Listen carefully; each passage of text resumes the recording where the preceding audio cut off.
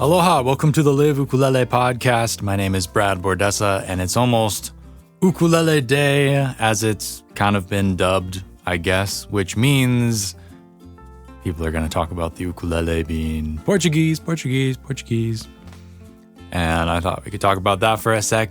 And then also a couple things that I have noticed with my students, and I think is worth talking about regarding like self-consciousness and what can be perceived as judgment of your own playing. I want to talk about that.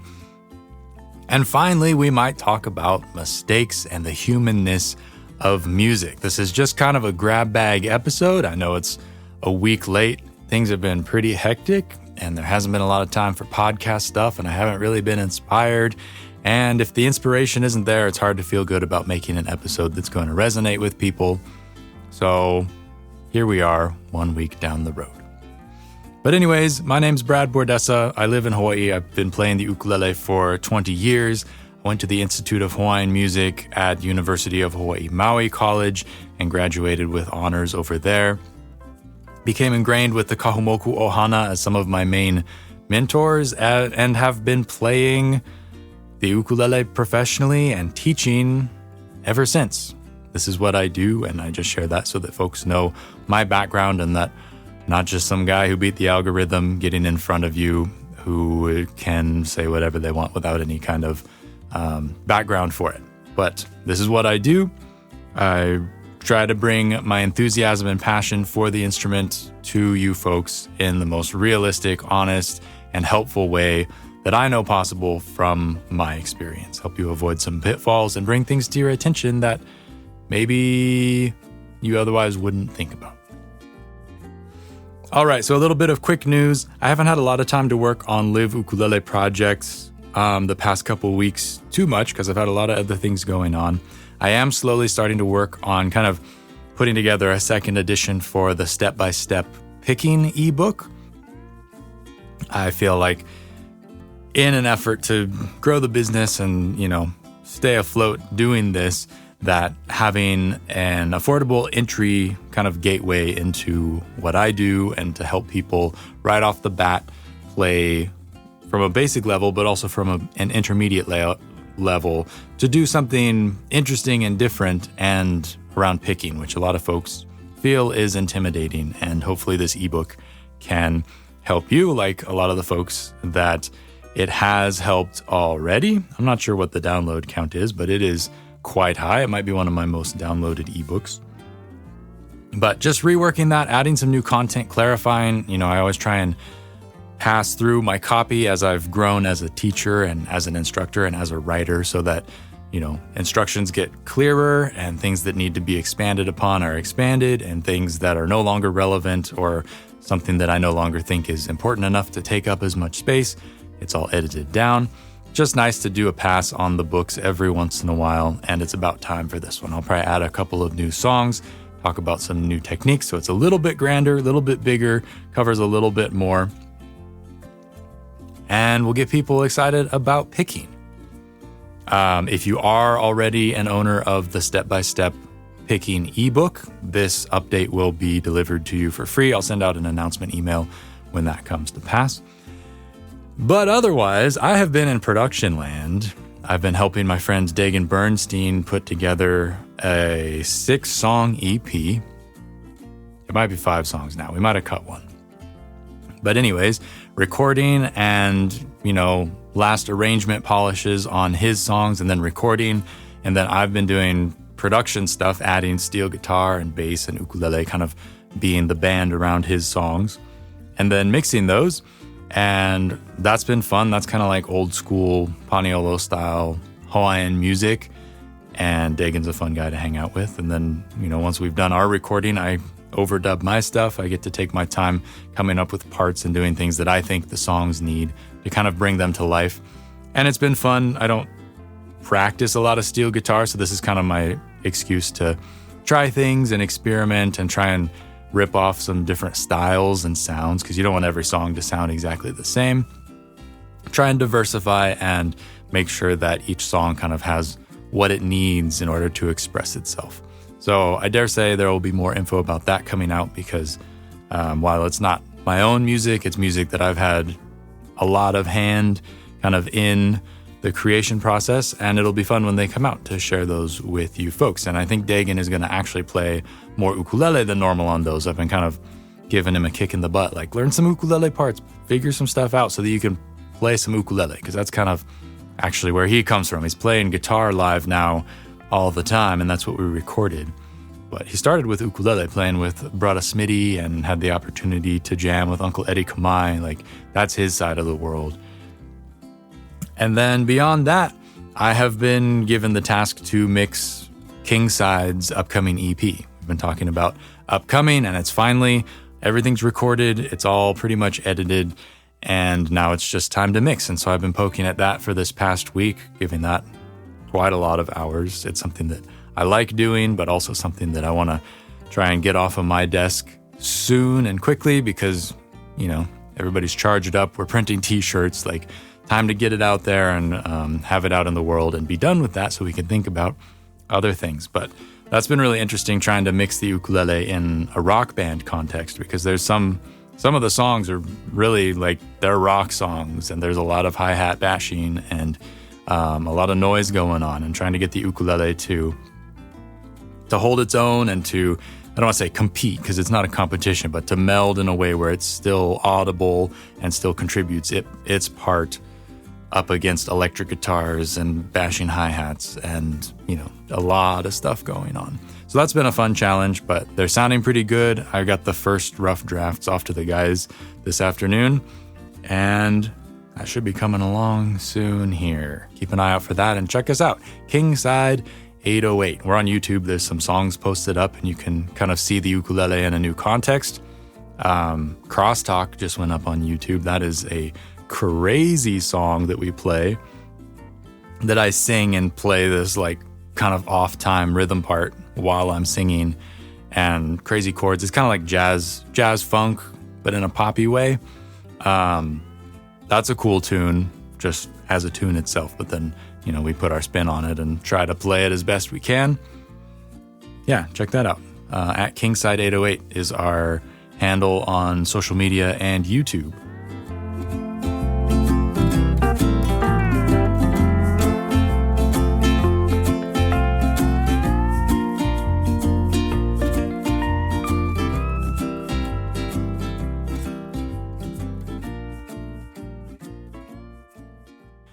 All right, so it's Friday afternoon as I'm recording this. Tomorrow is Ravenscrag Day, which is the day that the Ravenscrag landed in Honolulu and brought a bunch of Portuguese immigrants to Hawaii to work in the sugarcane fields.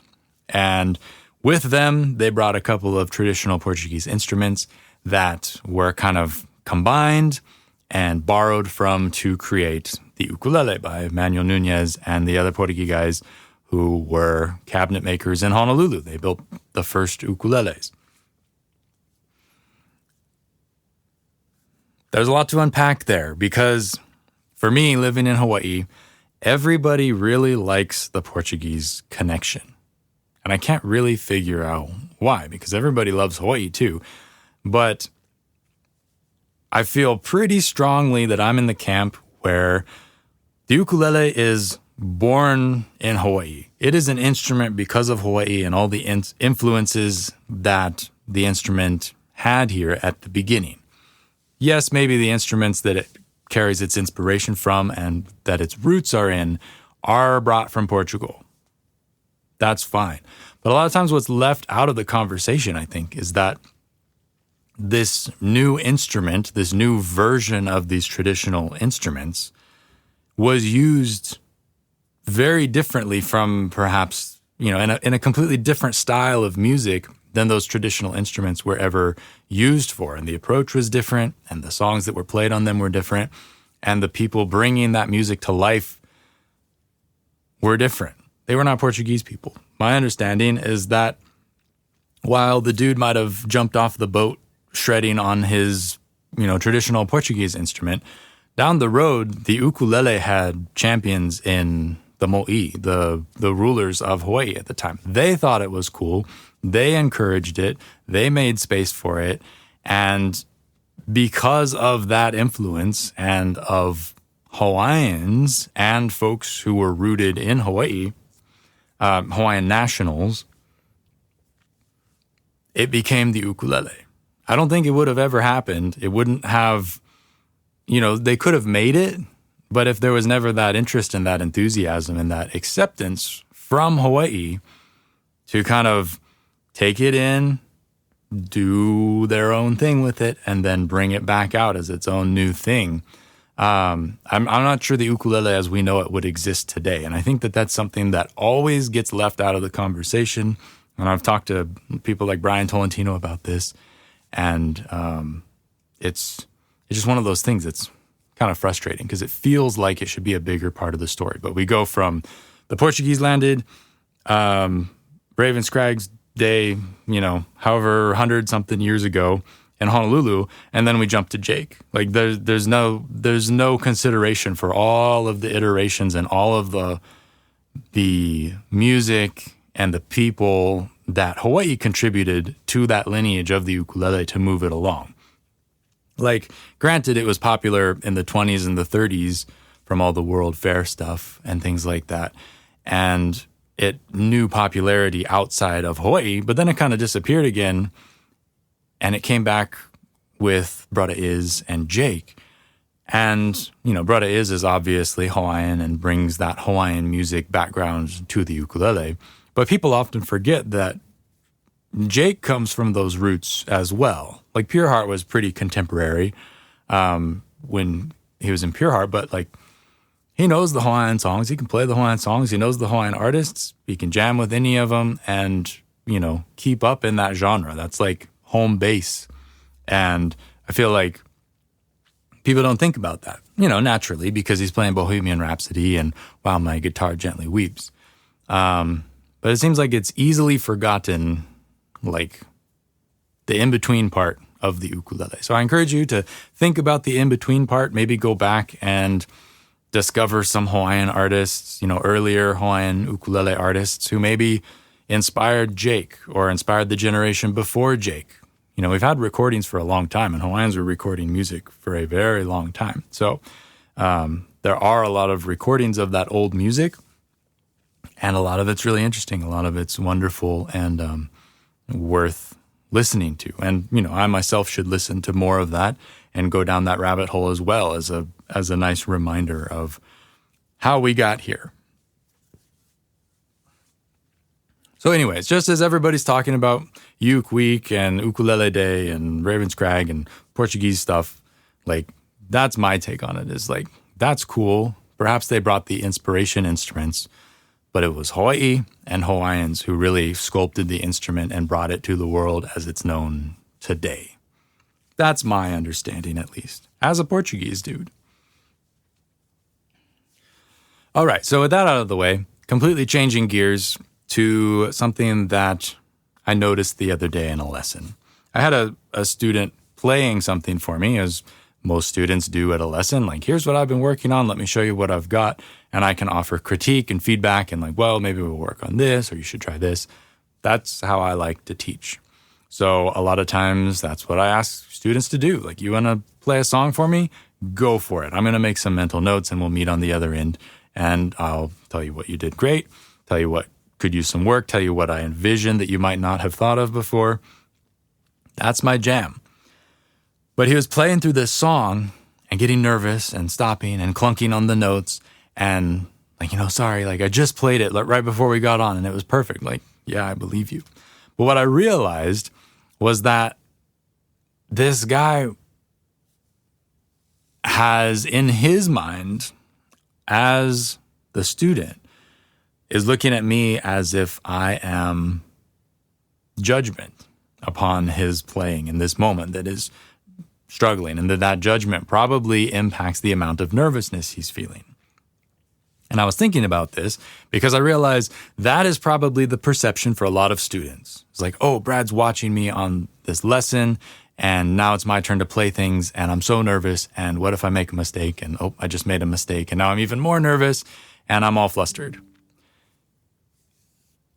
I realize that's probably what a lot of students think. And even if you're not my student, if you take lessons from somebody else, maybe that teacher figure for you is intimidating and you feel like, oh, they must be judging my playing. And what I thought was interesting about this is that is not true in the slightest. The judgment part. Like I am there to take notes and be supportive and to critique and offer feedback and help in any way that I can. But something that I do not have attached to any of those things is judgment upon the student. And I'm not really sure what, the purpose of sharing this is, but I think it's interesting and I want to just put it out there in the world for anybody who's a student and maybe gets nervous and feels like they're getting judged, is that odds are that is not the case. Odds are your teacher is just there to hold a space for you to play in and to want to see you succeed and to try and help you succeed. And there's no judgment attached to that moment where they are viewing you play your piece. Because it's not a competition. I have seen a lot of students at the beginner level who are not very good. I've seen a lot of students at the intermediate level who are somewhere in the middle, and I've seen some students on the advanced end who are quite good players. And where they're at is of no concern to me because I want to play my music as best that I can. I only really care in like a judgment form about my music, how I'm going to present. My music is for me to judge, but I'm not presenting judgment on anybody else's music because honestly, I don't care. My ego is not attached to the student failing and then watching that and then getting a kick out of that. That's horrible. What I would like to see is the student do, the best that they can, and then the following week, try it again and do a little bit better, because that progression and that excitement of seeing the progress is what I like as the teacher. That's what I want to see. But certainly the judgment is never about seeing the student struggle. Never, ever. And so, I just thought it was an interesting thing that I hadn't really realized before that explains why people get flustered and nervous in their lesson. But then I also realized, what they're perceiving is not the case. It's one of those things where, projecting, right? They're projecting that upon me. And it affects how they do. It doesn't really affect me too much other than I feel bad because they're nervous. It's I'm just here to help you. I do not want to be making you nervous. That is the last thing that I want to do. If I got to be the bad guy or be a little bit of a kick in the pants, that's okay. I can do that, but I'm not there to be anything other than encouraging and positive about the progress that's being made. Because I think anything besides that is not helpful, certainly, but also just puts out the wrong vibe into the world. And I don't think that's what music is about, and certainly not why people play the ukulele. It's not about a competition. It's not about playing better than somebody else. The only person to compete with is yourself. And I've learned that, and I know that now, and that is a part of who I am as a musician. I just compete with myself. Sometimes I'll kind of compete with the band, we'll egg each other on to play better and better, but it's like a group thing. We're challenging ourselves as a group. It's not I'm shredding circles around you because you can't do it. No, you can do something that's different from me, that's also very cool, that's going to inspire me to play better when it comes back to my turn, right? So there's kind of that push forwards. And I think that's what I want to offer as a teacher is inspiration. It's oh, Brad's watching. I want to really focus and I want to get this right. I know he doesn't, he's not attached to me succeeding here, but he wants me to succeed. That's what I want the student to think about when they are playing. And perhaps I should say this in lessons. It had just never occurred to me. I'll have to think about whether that's appropriate or useful. But that's what I want students to feel is I'm rooting for them. I want to see it come out nicely so that we can build upon that. Because if it comes out nervous, I can't help you as much because that's all I see is like the nervous version. And then we can't make as much progress because then it's like, well, you got to work on your timing because you were nervous and, you missed that one fret because you were nervous. And like, it's all dependent on that one thing that otherwise could be avoided and otherwise could be pushing us further towards more progress. Anyways, I thought it was interesting and I share that with you for whatever it's worth to think about. And if you're a teacher as well, I'd love to hear your thoughts about it if you want to shoot me an email. Just something to keep in mind and maybe something to reflect upon for yourself as a teacher. Because like I said, like that just occurred to me the other day and I've been doing this for, teaching almost for 20 years. Like how have I not realized that that's why people get nervous? That's wild. But anyways, no, I'm not judging you at all. I'm not attached to you being able to play something to the extent of like, yeah, they failed. They weren't able to do it. Like I said, that's messed up.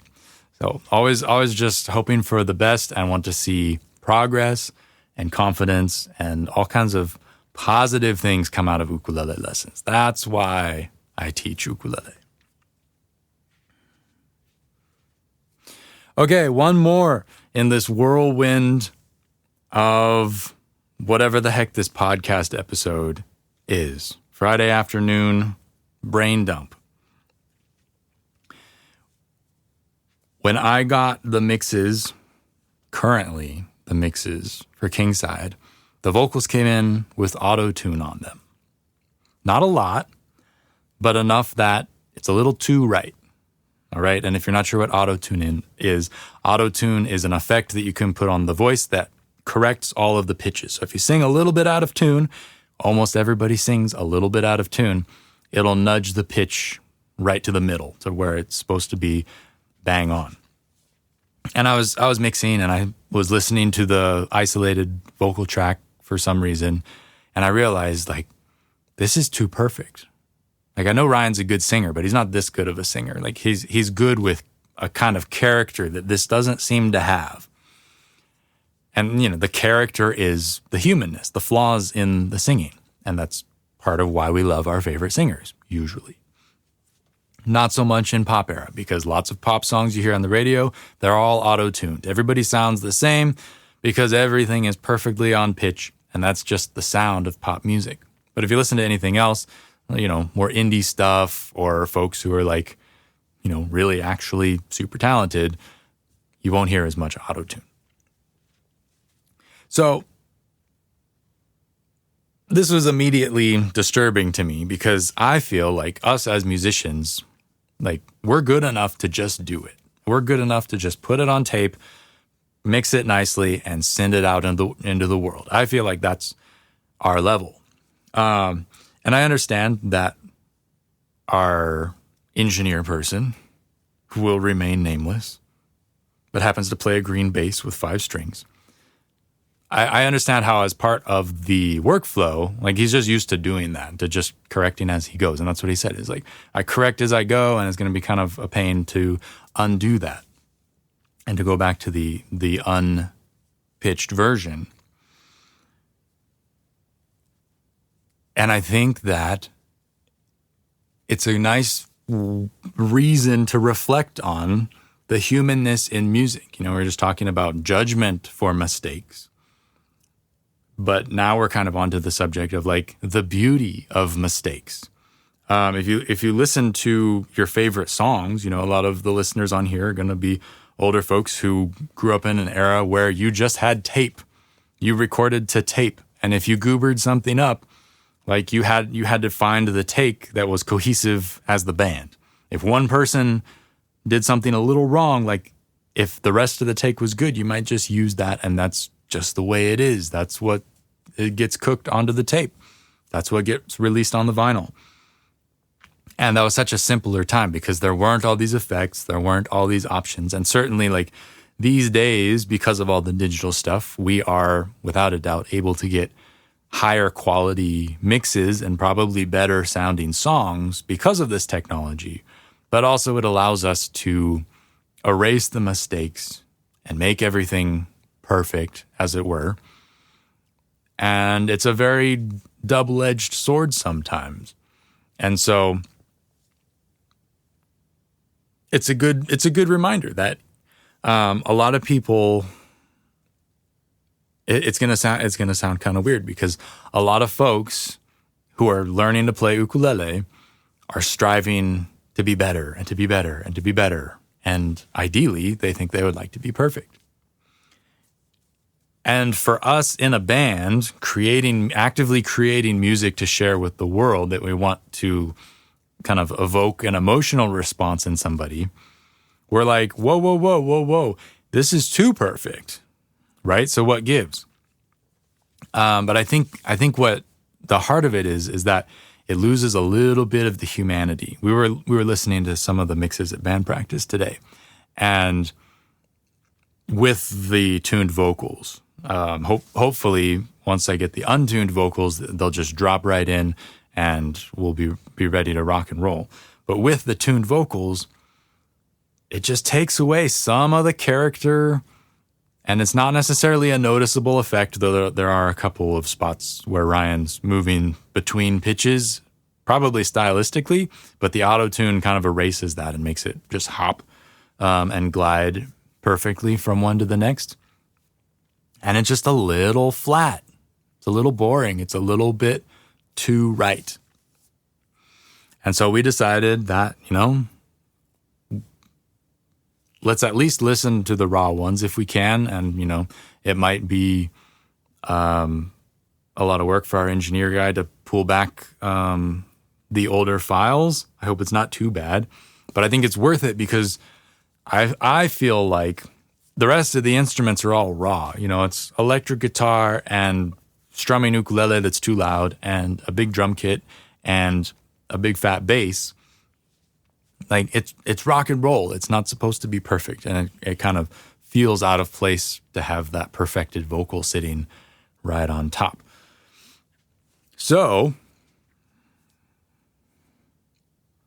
I think what you should strive for as a ukulele player and as a musician is to get to a point where you're good enough at what you do. And of course, this isn't for everybody. We're kind of in a different bracket because we're recording, and not everybody's going to want to record. Not everybody's going to want to put in the work to get to a level where you're kind of thinking about these things. But even as it all comes back to fundamentals and quality. Like, can you sing on pitch? Yes or no? If you can sing on pitch, is your tone good? Yes or no? Like, if your tone is good, is your phrasing good? If your phrasing's good, like, why would you want to change it? Why would you want to make it even better with Autotune? To me, that's counterintuitive. It's like, it's great. Like, you can tick all the boxes and do all the things. If you can't do those things, you go back and you practice, or you sing it again. Like when we were in the studio, we did a bunch of different vocal takes. It's like, no, we're kind of flat here.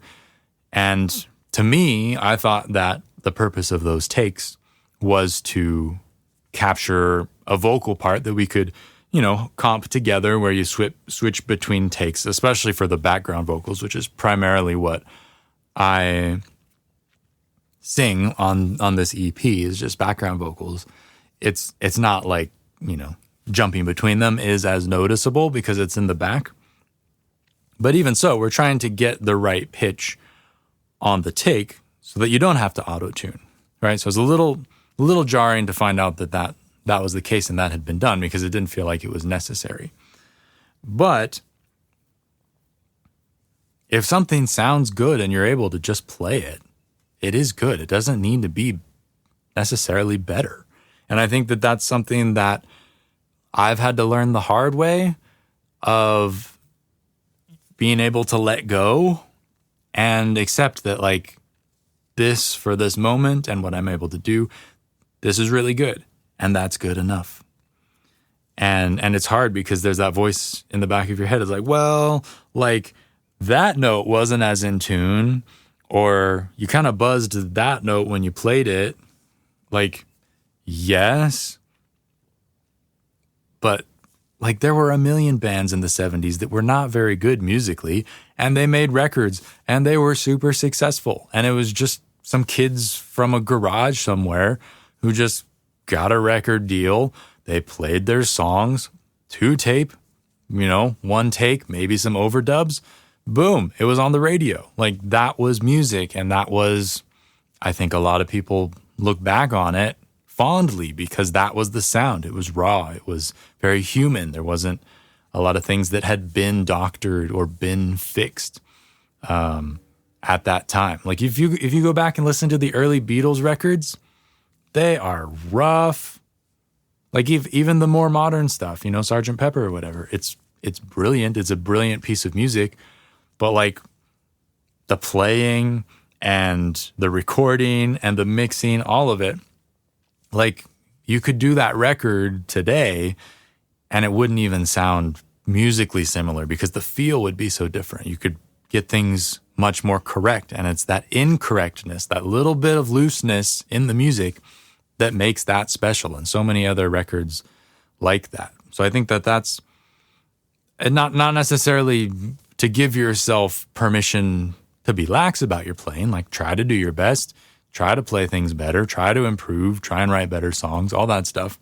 But like at a certain point, good enough is good enough. And certainly if something warms your heart and it makes you feel good to play, that's the end goal for the music. Like that's why I want these songs to go out into the world, is because when I listen to them, I feel a certain way and I want to be able to share that with the rest of the world. To me, that's why we're working through this long process of releasing music. And I think that the best way to connect sometimes is to just hands off, it's done. And, that's going to be my job as the mixer, is knowing when it's good enough, close enough. You're just going to keep going back and forth if you try and push it any further. My skills only extend this far. Does it have energy? Does it have a vibe? Does it sound good? It doesn't need to sound great. It doesn't need to sound perfect. There is no such thing. It's interesting because it's imperfect. So hopefully we'll be able to get the untuned vocal parts back and see what those sound like, and likely just release them as is. Because like I said, we really worked to get everything in tune in the studio, and we should have pretty good parts. Like I've heard enough Autotune to know when it's really working to try and correct the pitch. And what we have on there, there's only a couple places where it's like really working to correct. So I don't think it's not that the tracks are very out of tune. It's just that it was put on there kind of by default. So we'll see. It's a long process, but sometimes you don't want the auto-tune. Sometimes you want it to sound just like a person, just like a nervous person. Sometimes that's the best stuff. Have you seen Tracy Chapman play at Live Aid in front of Wembley Stadium? Like, to me, that's like one of the most incredible moving musical performances ever. It's just, and I'm sure she's scared out of her wits because there's a lot of eyeballs on her judging her for the music, but it came out beautiful. It's not perfect, but boy, is it moving, and boy, is it amazing.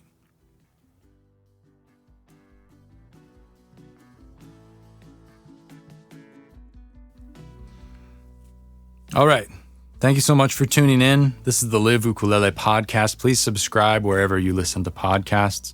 Next month, we're going to feature an interview from Dizzy Diamond, who is a local songwriter. Had a lovely conversation at the nature park the other day with her, and I think that you're going to enjoy it. I certainly did. We talked for a lot longer than I expected to, and great to get to know a local artist who is really pounding the pavement, doing things the hard way, and loving it. Loving the grind, loving the hard work, loving the hours put in, with no ego attached, just playing music to share music because that's awesome.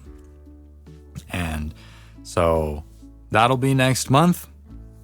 Usually the podcast is published on the first and third Saturdays of the month. Of course, this month is an exception, and we've had a couple of exceptions lately, and that's kind of lame. But, I mean, come on. Look at what season we're on. It's been a pretty good track record so far. It's been a lot. And I got to figure out how to make the podcast work for me a little bit in the future as we move forwards. And so lots to think about, lots to figure out. But as always, would love to hear from you folks. If you have any thoughts about anything in here, tell me I'm right, tell me I'm wrong. Just reach out to say, hey, let me know who you are and where you're listening from. You can reach me at brad@liveukulele.com.